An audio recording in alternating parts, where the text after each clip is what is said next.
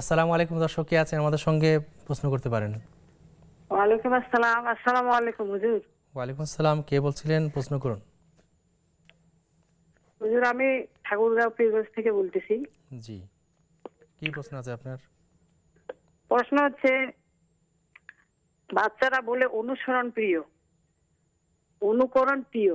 জি যে আমরা যে বাবা মা নামাজ পড়ি, জি ছেলেগুলো তো দেখে, ছেলে বাচ্চাগুলো কেন নামাজ পড়ে না?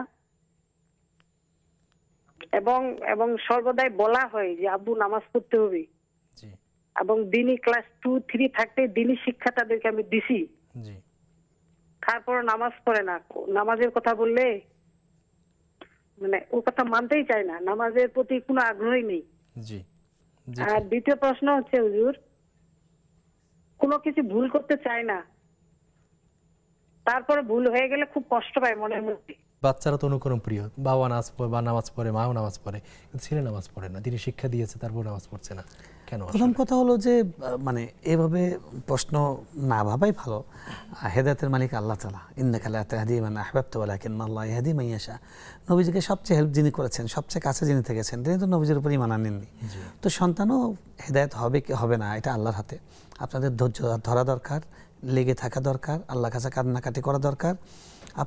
আপনাদেরকে সে ভালো দেখেছে, কিন্তু সে যেখানে পড়াশোনা করে, তার যে সঙ্গী বন্ধুবান্ধব সার্কেল, তারা কি নামাজি, তারা কি আল্লাহওয়ালা, এগুলো একটু খেয়াল করুন। আর পাশাপাশি দোয়া জারি রাখুন, না সে করতে থাকুন। যখন তার মনটা ভালো থাকবে, তার মাথায় হাত বুলিয়ে বলেন, বাবা আমার খুবই মনে চায় তুই নামাজটা পড়বি, তোকে নামাজ পড়তে দেখলে আমার কলিজা ঠান্ডা হয়ে যায় বাবা। এভাবে বোঝাবার চেষ্টা করুন, আল্লাহর কাছে রোনা জারি করুন, ইনশাআল্লাহ সে নামাজি হয়ে যাবে ইনশাআল্লাহ। ভুল করতে চাই না, ভুল হয়ে যায়, কি করণীয় আছে?